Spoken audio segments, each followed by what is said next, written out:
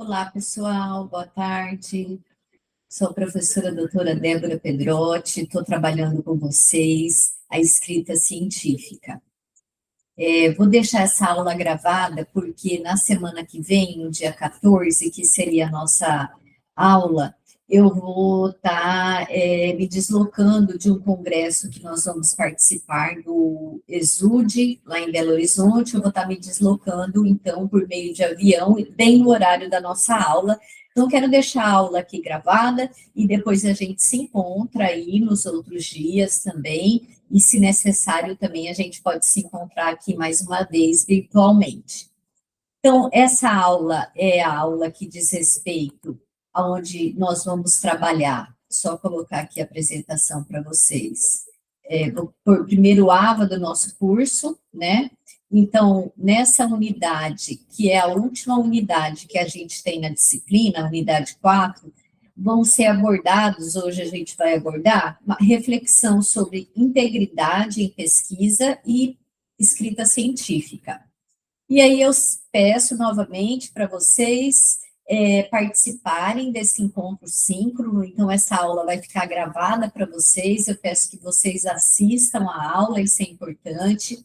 Tem o texto base, entretanto, no texto base, nós não temos um capítulo especificamente, ele vai falar ao longo de todo o texto essa questão da integridade, da ética na pesquisa, mas quando vocês forem aí, aqui, acessar o conteúdo do Saiba Mais, vocês vão ver que nós temos textos de apoio, tá? Então, é importante que vocês leiam esses textos de apoio, para que vocês consigam, então, depois fazer também a atividade. Como é a nossa última aula, né? Como hoje é a nossa última aula, depois a gente tem aí uma avaliação regular, que aí vocês vão fazer essa avaliação, a avaliação vai ficar disponível para que vocês façam num limite aí de 4 tentativas, e o tempo limite para realização é 2 horas. Então, a avaliação regular, né, é um questionário onde vocês vão responder o questionário em si, aí vocês entrem e tentem fazer esse questionário, tá? Tudo isso vai ser corrigido tanto pelos tutores temáticos, também pelos professores coministrantes. Então, não se esqueçam que às quartas-feiras os professores coministrantes estão disponíveis para atender vocês. A gente tem reforçado isso, porque são professores importantes para dar um encaminhamento pedagógico que é necessário para a nossa disciplina e para todas as outras disciplinas do curso. Então, vamos aproveitar esse profissional que pode nos auxiliar, e a gente pede para que vocês entrem, então, toda quarta-feira, assim como vocês assistam às aulas síncronas no dia que a aula está prevista, né? No nosso caso, é toda sexta-feira, das 19 às 20 horas. Então, vou mudar aqui de apresentação e vou passar para a apresentação da nossa aula de hoje. Como nós já vimos nas outras aulas em si, deixa eu só voltar aqui e começar a apresentação desde o início. Então, como nós já vimos, essa é a 4ª aula, então, que nós estamos tendo sobre escrita científica, para a gente é importante, né? E é uma aula que vai trazer elementos essenciais para essa escrita e para as publicações científicas.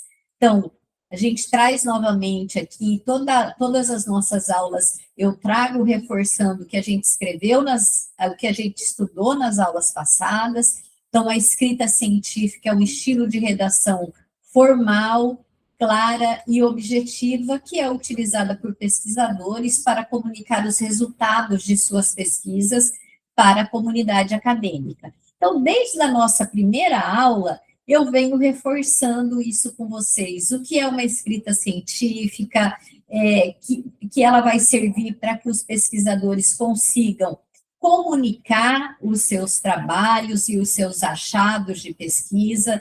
Então, nesse próximo slide aqui, que também nós já vimos nas aulas anteriores, eu sempre trago que é para a gente reforçar o que é importante na escrita científica. A importância da escrita científica está ligado a essa difusão do conhecimento. Então, nas universidades, nos centros de pesquisas e nas faculdades, nós temos muitas pesquisas sendo realizadas.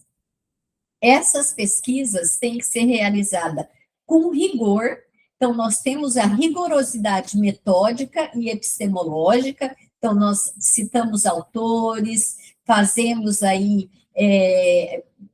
coletamos dados, passamos a nossa pesquisa nos comitês, e hoje a gente vai falar um pouco isso, nos comitês de ética. Todo esse cuidado, e é um cuidado extremado, e a gente tem que ter um cuidado extremado mesmo, garante essa credibilidade à pesquisa. Então, nós temos as revistas e livros que nós temos aí os editores, mas a pesquisa, ela é de responsabilidade do pesquisador.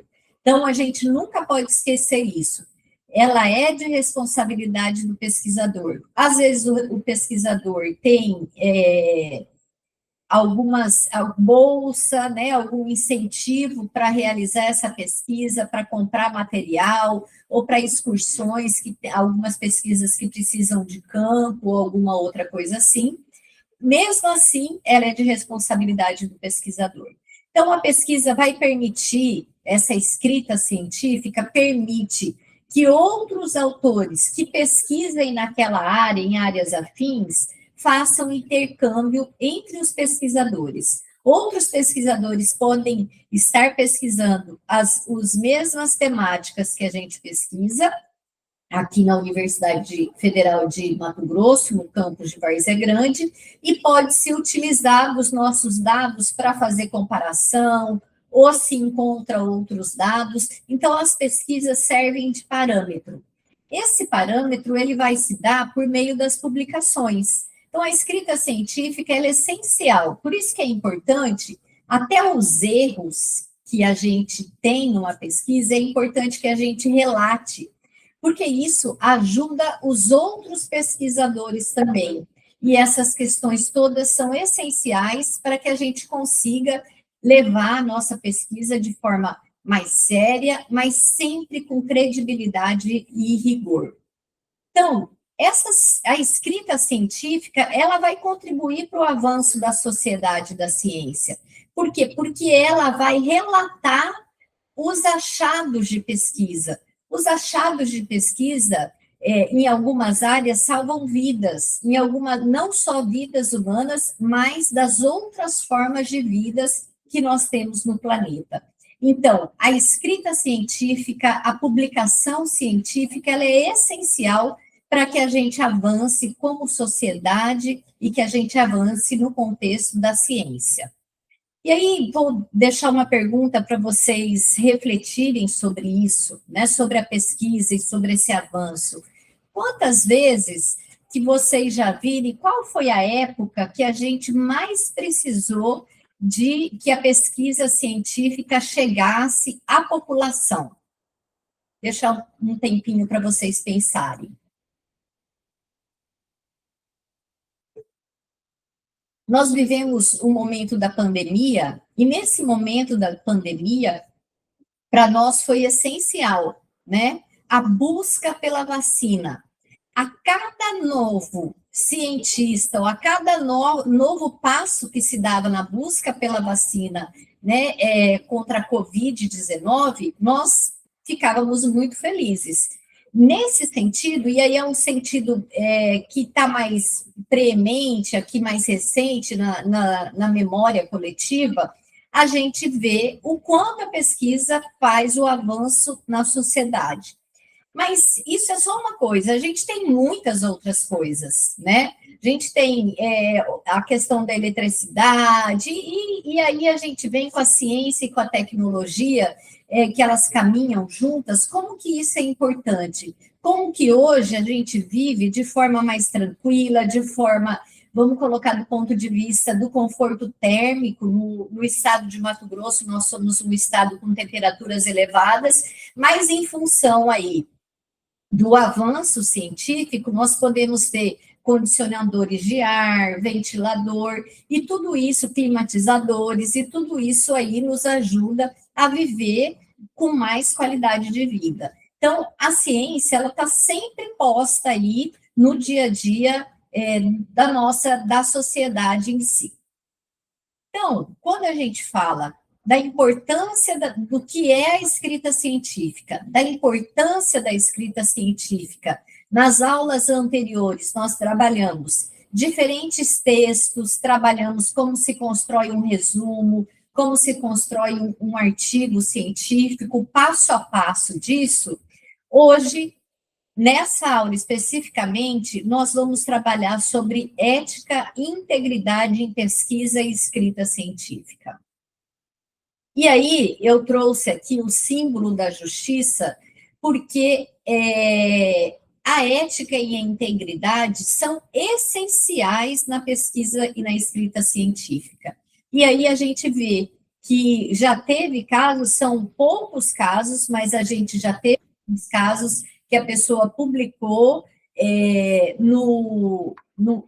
publicou em uma revista científica, e aí nessa revista, o que aconteceu? Os editores viram, depois de um tempo, às vezes por fonte de denúncia, que aquilo não era bem assim, né? Que às vezes os dados foram manipulados. Então, esse cuidado que nós temos que ter com a integridade e com a ética na pesquisa, ele é essencial. E é essencial também porque toda vez que um pesquisador fala, ele fala a partir de uma instituição. Então, os pesquisadores da Universidade Federal de Mato Grosso, aquele pesquisador é da Universidade Federal de Mato Grosso. Então, nós estamos numa comunidade acadêmica, e aí a gente tem que ter mais cuidado ainda, cuidado com os nossos colegas, porque a credibilidade da nossa pesquisa também reflete na credibilidade das outras pessoas que atuam conosco ou não, que atuam em uma outra função ou numa outra área de pesquisa, mas é importante que a gente sempre pense nessa questão da credibilidade. Uma pesquisa íntegra, uma pesquisa ética, ela vai fazer o que é essencial para a sociedade. Ela vai trazer questões claras e, às vezes, a gente não encontra resultados de pesquisa tão contundentes. E a gente pode voltar a pesquisar. Eu não sei se vocês participam de grupos de pesquisa e que trazem muito essa questão da ética, né, que está colocada aí, da ética na pesquisa e tudo mais. Então, nesses grupos de pesquisa, às vezes a gente faz pesquisas coletivas, né? Assim como a gente faz trabalho na graduação, nós temos vários trabalhos que são trabalhos coletivos, são trabalhos em grupo. E aí a gente tem que ter o cuidado com os princípios aí que garante o respeito aos participantes. Assim como a gente tem que ter o cuidado no grupo, né? Quando eu participo de um grupo, eu também tenho uma ética para aquele grupo, uma ética para a construção daquele saber naquele grupo. Eu tenho que pensar que quando eu faço uma pesquisa, essa pesquisa também vai envolver esses princípios, que não só garantem o respeito aos participantes, mas a veracidade dos dados e a responsabilidade social da ciência. Então, nós temos que ter honestidade. E aí, é importante que a gente tenha, né, a honestidade aí ao longo do trabalho. Isso é essencial para que a gente consiga garantir a confiança na nossa pesquisa, né? Então, aqui a gente tem a honestidade que nos leva a confiar. Então, por isso que eu falei para vocês anteriormente do erro. Até o erro é importante na pesquisa.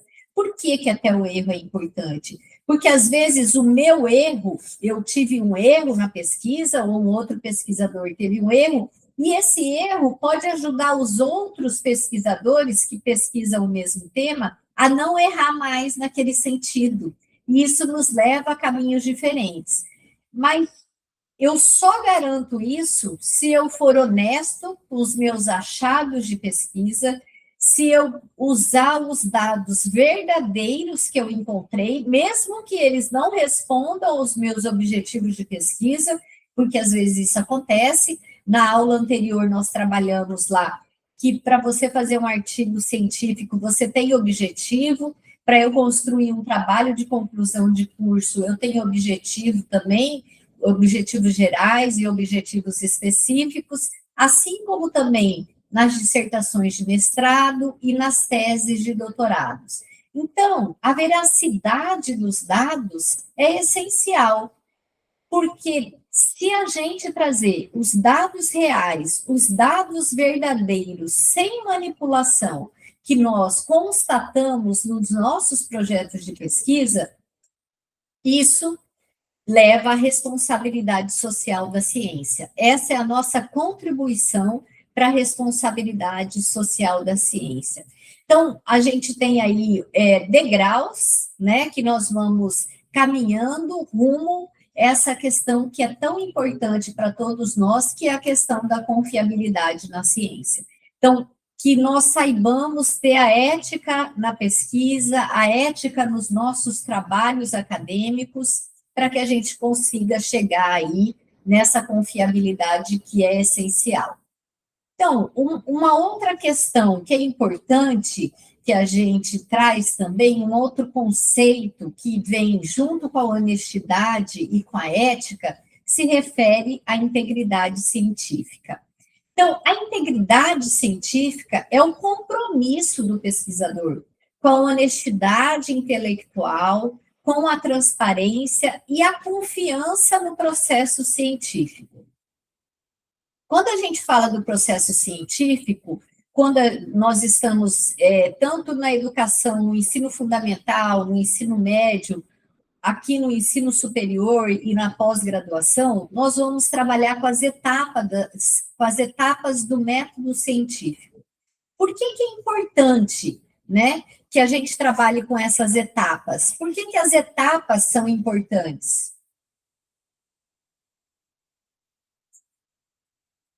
E aí a gente vai lembrar as etapas do método científico, a gente tem as hipóteses, a gente tem a construção do problema de pesquisa, a gente tem aí o problema de pesquisa, ele vai dar origem também a como eu vou tentar provar aquela minha hipótese, ou como eu vou tentar responder ao meu problema de pesquisa, e tudo isso aí a gente traz para junto do que a gente viu na aula passada, como fazer um artigo científico, a gente traz qual método que eu vou utilizar para eu achar a resposta para o meu problema de pesquisa, o que eu vou utilizar, com quais autores eu vou discutir para que eu consiga trazer elementos para os resultados e discussão do meu trabalho e também para a conclusão que eu vou chegar.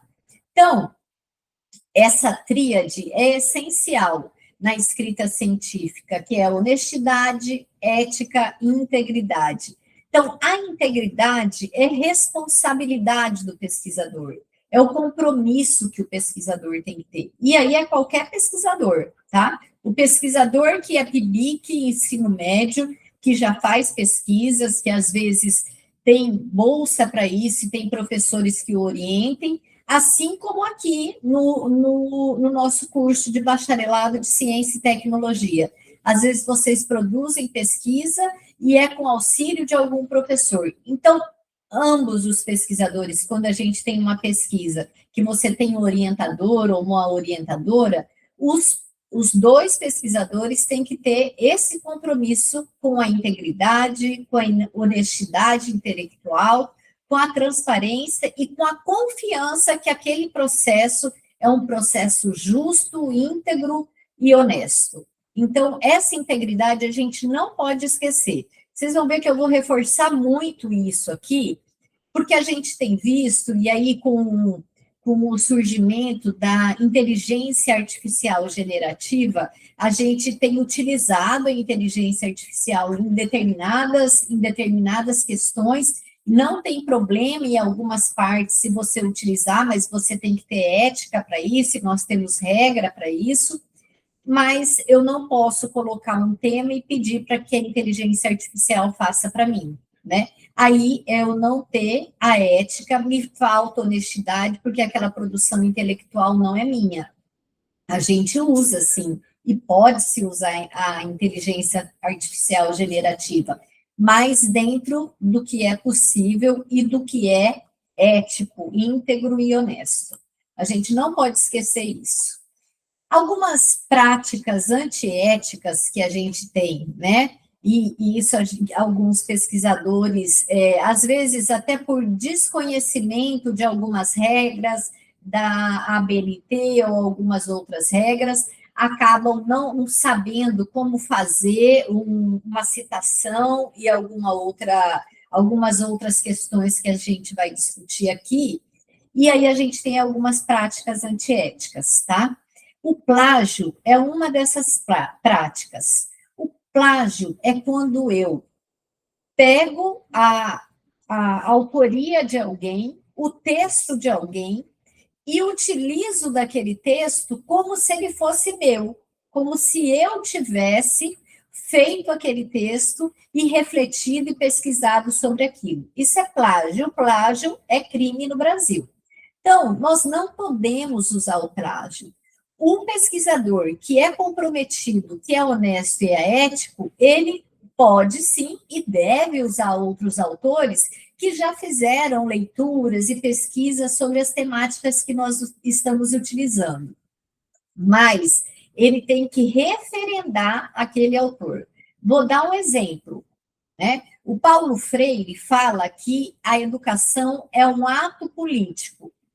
Se eu falar aqui para vocês, ele fala isso no livro dele, nossa, e agora, hein, que eu não estou conseguindo lembrar. Ele fala isso num dos... Nossa, depois eu vou lembrar, eu volto aqui e falo para vocês qual que é o livro. Mas ele fala que educação é um ato político, e é um ato político mesmo, porque faz a gente refletir sobre o que a gente pesquisa, sobre o que a gente estuda, sobre a sociedade no qual a gente está colocado. Pedagogia da Autonomia, que é o nome do livro. Eu fiquei aqui pensando duas coisas ao mesmo tempo. Então, se eu falar para vocês aqui, olha, pessoal, a educação é um ato político. E se eu não citar Paulo Freire, eu estou plagiando, porque eu não estou citando o autor. Então, hoje eu sei, tenho a compreensão por que a educação é um ato político, mas quem falou isso primeiro foi o Paulo Freire. Então, a gente tem que citar, e aí a gente já aprendeu lá na nossa segunda aula, ou segunda ou primeira aula, na segunda mesmo, como eu faço citação, quando eu cito qual a regra da ABNT para citações, nós já aprendemos tudo isso nas aulas anteriores. É só vocês voltarem lá e dar uma olhadinha nas aulas anteriores, que a gente vai ver como que a gente faz isso. E aí, às vezes, a gente faz a omissão de autoria, né? Então, eu posso usar o livro de algum colega meu, né? Aqui vocês vão ver que um exemplo bem claro. Nós utilizamos aqui na nossa disciplina, a gente utiliza um texto que é um texto escrito, vou até trazer ele aqui, abrir aqui para vocês verem, para a gente ter ideia quanto que é importante, tá? Que a gente cite os autores, ó. A gente utiliza, deixa eu só abrir aqui e colocar o fascículo aqui rapidinho para vocês verem, ó. Então, nós estamos utilizando um fascículo que foi escrito pelo Carlos Henrique Tavares de Freitas, tá? Que ele trabalhou, o Carlos é bibliotecário aqui da UFMT, uma pessoa muito responsável, fez um material muito bacana, que é esse material aqui de metodologia de pesquisa científica e educacional, que ele propôs esse material para o curso de graduação em tecnologia educacional licenciatura. Então, o que a gente faz? É um material bem escrito, o Carlos conhece muito sobre pesquisa científica e metodologia científica, então, ao invés de compor um outro material, nós utilizamos o material do Carlos. E esse material está no portal Educapes, que eu falei na aula passada para vocês. Lembra que a gente falou sobre repositórios? O Educapes é um desses repositórios.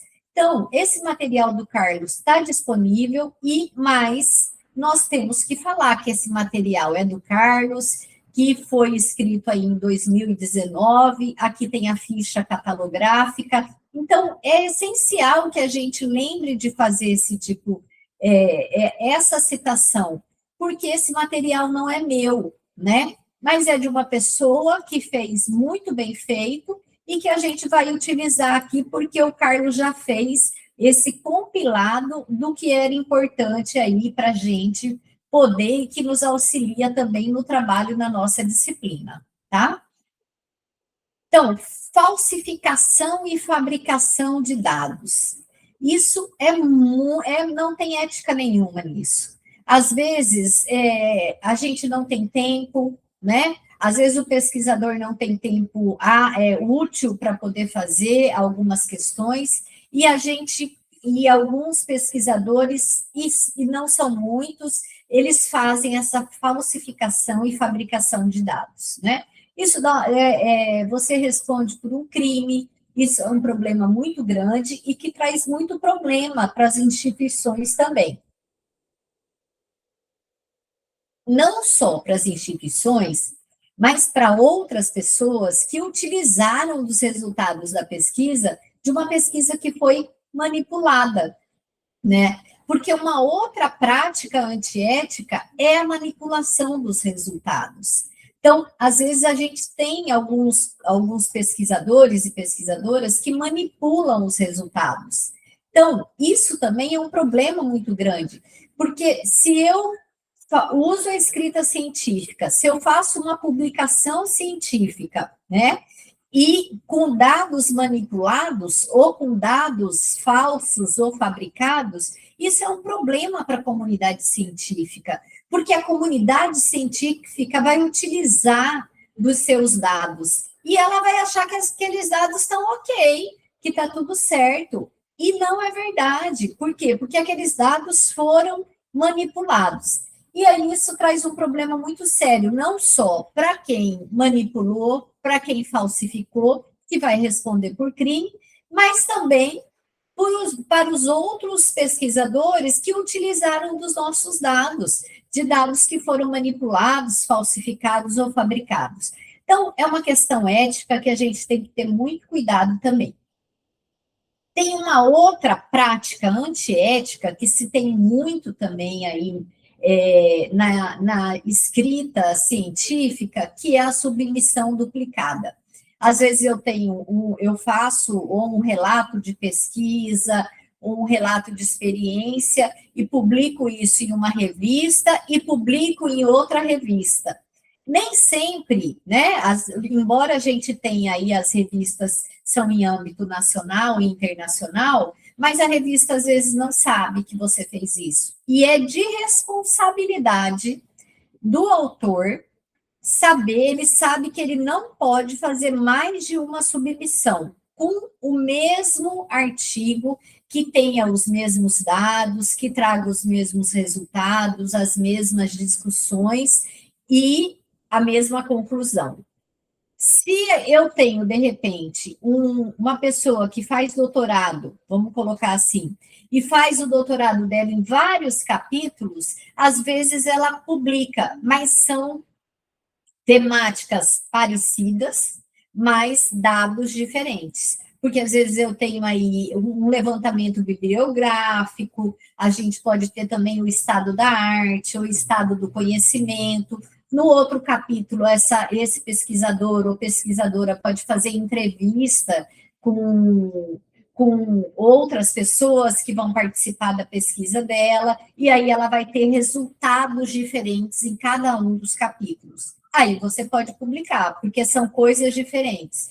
Então, não adianta eu publicar, eu vou fazer um resumo de uma atividade que eu fiz numa disciplina. Eu vou publicar esse ano que vem, é tudo a mesma coisa. Essa prática não é ética, ao contrário, né? As pessoas respondem também por isso.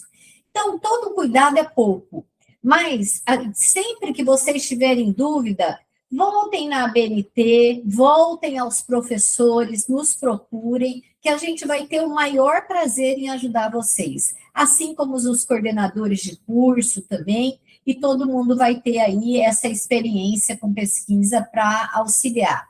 Na dúvida, não façam, né? Recorram a quem publica bastante, aos professores da área, que a gente pode auxiliar vocês, tá? Então, boas práticas em escrita científica. Isso também são coisas importantes da gente trazer, para a gente trazer aqui para a nossa discussão. Citar corretamente todas as fontes. Às vezes eu vou usar, assim, vamos colocar, que nós vamos falar aqui no final, sobre os Objetivos do Desenvolvimento Sustentável, que é da Agenda 2030, que é da ONU. Então, quando eu cito a ONU no meu trabalho, eu tenho que trazer aonde está isso, eu tenho que referenciar a essas fontes. Aí vai vir lá, então, ONU, tal, o título e tudo mais que a gente viu nas aulas anteriores, como poder trazer isso, relatórios técnicos e outras questões. Então, isso é importante que a gente sempre cite de forma correta as nossas fontes. Citar corretamente ao longo do texto, mas também ao final do texto nas nossas referências bibliográficas. Uma outra prática que é muito importante é a gente respeitar a originalidade das ideias. Às vezes, alguns dos nossos colegas têm algumas ideias e a gente fala assim, nossa, eu não sou muito bom com ideia, né? Meu colega é melhor, ele tem tal ideia, mas a gente tem que ter muito cuidado com isso, porque o que é importante que a gente cuide? Aquela ideia é originalmente do meu colega, ou aquela ideia é originalmente do meu aluno, ou da minha professora, e aí são ideias das pessoas, e a gente tem que ter um cuidado com a originalidade também, né? E um respeito à originalidade. Uma outra boa prática, a gente também já viu nas aulas anteriores, mas nós trabalhamos mais com a ABNT, né? Que nós temos que seguir as normas da ABNT para apresentação de trabalho e tudo mais, então é importante que a gente siga, né, essas normas, mas a gente também tem as normas aí da APA, tá? Que são outras normas. A gente acaba citando aí mais as normas de ABNT, porque são as normas que a gente utiliza mais. Mas, como tem essa outra, então também é uma boa prática, né, em escrita científica. Uma outra prática que ela nem é boa, mas que ela é obrigatória, é a gente revisar e validar os resultados antes da publicação. Porque após publicação, esse trabalho vai ser veiculado. Então, as pessoas todas vão ter acesso ao nosso trabalho, ao trabalho que a gente produziu. Então, um bom pesquisador, ele revisa passo a passo a pesquisa e valida os resultados que ele teve antes da publicação. Então, todo cuidado é pouco, né? A gente tem que ter esse cuidado, é um cuidado ético com a escrita científica e necessário também. E aí, agora nós temos os comitês de éticas e normas, tá? Esses comitês avaliam se a pesquisa ou as pesquisas cumprem com os princípios éticos. No Brasil, nós temos o CEP, né? Que tem aqui, a gente tem o CEP na UFMT, a gente tem o CEP de Humanidades, né, que é da Universidade Federal de Mato Grosso, que é essencial que a gente trabalhe, que é o comitê de ética aqui nosso. Então, a gente tem que trabalhar com os comitês de ética. Temos o CONEP e o CNPq, né? Então, são comitês de ética que avaliam se as pesquisas cumprem com os princípios éticos. E aí, internacionalmente, nós temos o COP e o CMJE, que também são comitês de éticas importantes do ponto de vista da escrita e das publicações internacionais. Então, nós temos no Brasil, mas também temos padrões internacionais aí de comitês de ética, tá? Isso é importante, trabalhos que vão fazer pesquisa com seres humanos, nem que seja só para que as pessoas participem, às vezes a gente tem a metodologia, o método participante de pesquisa, uma pesquisação que as pessoas vão responder aí a um questionário, né, ou a entrevistas, a gente tem que passar esses projetos pelos comitês de ética nacional, se vai ficar no âmbito do Brasil, ou internacional, se a gente vai ter alguma publicação internacional. Então, essa também é uma questão importante. Os comitês de ética também, então, eles avaliam aí se se cumpre os princípios e também avaliam os crimes de plágio, tá? E aí é importante que a gente cuide com isso. A ética na pesquisa, ela contribui para o ODS 16, tá? Para o Objetivo de Desenvolvimento Sustentável 16, que vai trabalhar aí a questão da paz, da justiça e instituições eficazes, promovendo confiança e transparência na ciência. Como eu já tinha citado anteriormente, os Objetivos do Desenvolvimento Sustentável fazem parte da Agenda 2030 da ONU, aonde o Brasil é signatário. Então, para a gente finalizar hoje, eu quero pedir que vocês voltem, né, nas aulas anteriores, vejam a forma como nós fomos fazendo passo a passo, e isso é importante para que vocês não tenham dúvida, e no caso de dúvida, me procurem, mandem mensagem que eu vou responder, que a ética e a integridade são pilares da ciência, tá? E elas são importantes, até porque a gente tem que ter uma ciência responsável e que tenha credibilidade. Sem ética e integridade, nós não temos uma ciência que tenha credibilidade. Nós vivemos aí no Brasil, muito também no período da pandemia, uma descredibilidade por algumas autoridades na ciência, né? Então, a ciência foi muito atacada nos últimos anos, até de forma leviana, né? E acho que isso que é importante que a gente fale, porque a ciência ela tem rigor, tem rigorosidade metódica, tem rigorosidade acadêmica, mas nós não podemos deixar que a ciência seja atacada, porque a gente sabe que a gente tem integridade ética. Então, isso é essencial. Então, a pesquisa com honestidade, ela fortalece a credibilidade e o impacto social da produção científica. A gente tem visto aí, e é um exemplo muito claro, o quanto que as pessoas não estão procurando tanto mais as vacinas. E aí o governo federal e os governos municipais e estaduais têm que estar fazendo campanhas para vacina, né?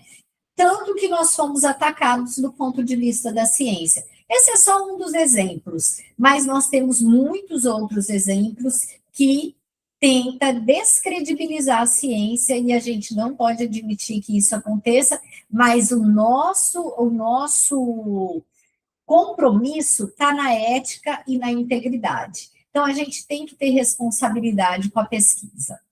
E aí, nesse sentido, eu quero pedir para vocês que vocês leiam 2 textos complementares que está no nosso AVA, que vai falar sobre a ética na pesquisa. Um dos textos é Ética na Pesquisa Científica e o outro é Integridade Ética na Pesquisa e na Publicação Científica. Esses 2 textos são essenciais para que a gente consiga aí fazer a escrita científica de forma adequada, mas também ter ética e ter mais credibilidade na ciência. Então, eu me despeço de vocês por aqui, agradeço a oportunidade da gente ter dialogado aí sobre ética e integridade na escrita científica e na pesquisa científica. Estou à disposição por meio do ambiente virtual, junto com os tutores temáticos. É importante que vocês recorram aos tutores temáticos também aos professores coministrantes, lembrando que toda quarta-feira a gente tem aí o plantão dos coministrantes. Então, um abraço, obrigada pela aula de hoje e a gente vai se encontrando aí no ambiente virtual de aprendizagem. Obrigada.